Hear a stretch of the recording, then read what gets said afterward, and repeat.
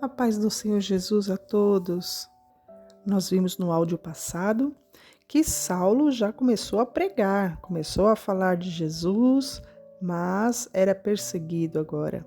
Muitos o procuravam para matá-lo.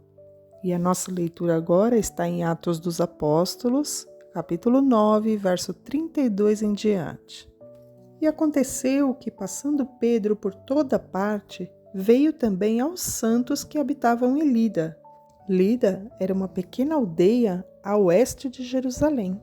E achou ali certo homem chamado Enéas, jazendo numa cama havia 8 anos, o qual era paralítico. E disse-lhe Pedro: Enéas, Jesus Cristo te dá saúde. Levanta-te e faz a tua cama. E logo se levantou. E viram-no todos os que habitavam em Lida e Sarona, e os quais se converteram ao Senhor. E havia em Jope uma discípula chamada Tabita, que traduzido se diz Dorcas. Esta estava cheia de boas obras, e esmola que fazia também. E aconteceu naqueles dias que, enfermando, ela morreu, e tendo-a lavado, a depositaram num quarto alto. É costume em Israel cuidar dos que morrem. Os primeiros cuidados constam em fechar os seus olhos e lavar o seu corpo. Eu não sei se é assim até hoje, mas fizeram isso com Tabita. Lavaram-na e a depositaram num quarto alto.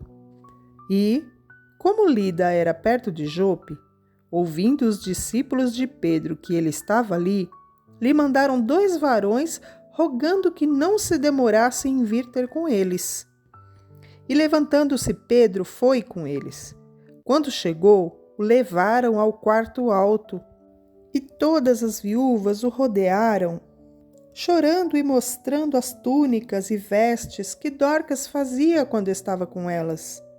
Mas Pedro, fazendo-a sair, a todas, pôs-se de joelhos e orou. E voltando-se para o corpo, disse: Tabita, levanta-te. E ela abriu os olhos, e vendo a Pedro, assentou-se. E ele, dando-lhe a mão, a levantou, e chamando os santos e as viúvas, apresentou-lhe a viva. E isto foi notório por toda a Jope, e muitos creram no Senhor. E ficou muitos dias em Jope com um certo Simão curtidor. Este Simão tinha a profissão de ser curtidor. Ele trabalhava com couro. Era um ofício, uma profissão, considerada impura pelos judeus. Era desonrosa, por causa do contato com os animais mortos, e por isso, geralmente, esta pessoa tinha que morar um pouco longe da cidade. Este Simão, curtidor, morava à beira-mar. E havia em Cesareia um varão por nome Cornélio, centurião da corte chamada italiana. Um centurião era um oficial militar romano. Ele era responsável por 100 homens, por isso centurião. Ele era piedoso e temente a Deus com toda a sua casa, o qual fazia muitas esmolas ao povo, de contínuo orava a Deus. Este centurião, embora ele não fosse judeu, ele acreditava no monoteísmo. Sabe o que é monoteísmo? É crer apenas em um só Deus. E este Cornélio, quase a hora 9 do dia, ou seja, às 3 da tarde, viu claramente numa visão um anjo de Deus, que se dirigia para ele e dizia: Cornélio. Este, fixando os olhos nele e muito atemorizado, disse: Que é, Senhor?